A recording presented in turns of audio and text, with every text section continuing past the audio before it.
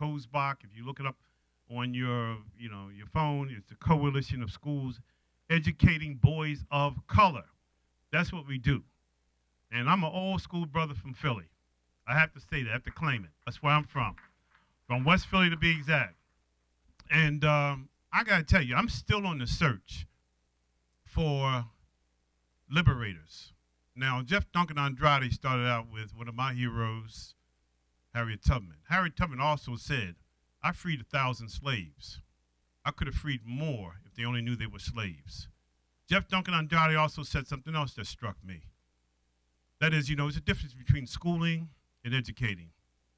I'm on this mission to find liberators who understand that difference, who understand the difference between schooling and educating, because schooling, in my mind, means controlling.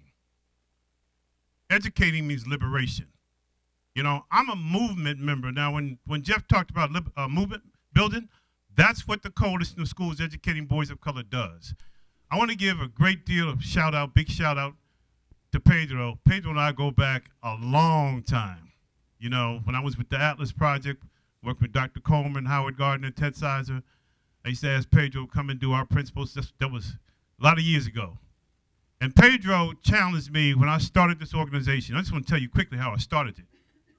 Because I was at the end of a career, pretty stellar, doing my thing, getting ready to ride off into the sunset. And then I got a call from a penitentiary. And it was in 2006. Frackville State Penitentiary in this state, Pennsylvania.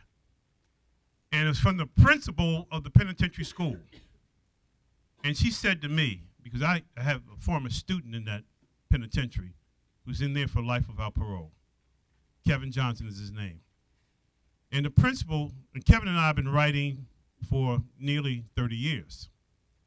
But the principal called me up on this day and said, would you come to the penitentiary to give the keynote message to the 100 men getting their GEDs and college credits?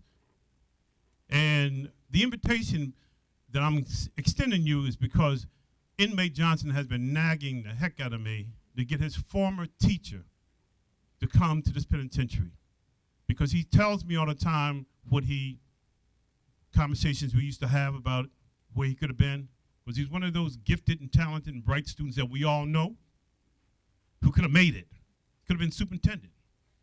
And so I said yes. I flew from Boston to Philly, drove the 3 hours, because all these institutions are always upstate, right? And had a chance to see Kevin Johnson after over 25, nearly 30 years. He's now in his 50s. That should tell you how old I am. But after we broke bread and shed tears, I was to follow an inmate who was the valedictorian. And that inmate said exactly what was the final tipping point for me. Because I was about ready to do my thing. I didn't know how to play golf, but I was going to learn it. You know what I mean, Bob? And the inmate said, though I'm incarcerated, I'm a felon, likely never to see freedom, I'm free because I'm educated. Now, for me, I said, where do I sign up? I started the Coalition of Schools Educating Boys of Color in 2006 in that prison because of that statement. And because the men came to me after it was over, sharing their stories about what they could have done, what they wish they had done, but they still were striving in education, they're reading more. That empowered me. That said to me that all the things I have learned, all the people I have met during my career that poured into me, including my parents, my ancestors, that I had a charge to take on, to be a movement leader, to be part of something bigger than myself. Now, you heard from Pedro, you heard from Jeff, you heard from the schools, but all the things we talked about. I remember, I go back 1983, A Nation at Risk. I can go back even further than that, what we said we were going to do, because we always have all these things. But when it comes down to it, at the end of the day, it comes down to me and you looking in the mirror, not out the window, but in the mirror, examining yourself and say, do I want to be and do something greater than myself? Do I want to be a movement leader? Because the hardest thing to do when you leave here is to recreate the experience that you faced today, that you had today. You know, and you all fired up and charged up. As I say, when we have our convenings, we do an annual conference every year. And if you look at our website, we just left the Jacob Javits Center. I started the organization, we had 25 members. Last week, right, Dietrich and Bob, we had 1,000.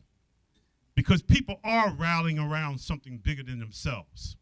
And it takes courage, it takes commitment, it takes convention, it takes collaboration to do what we gotta do.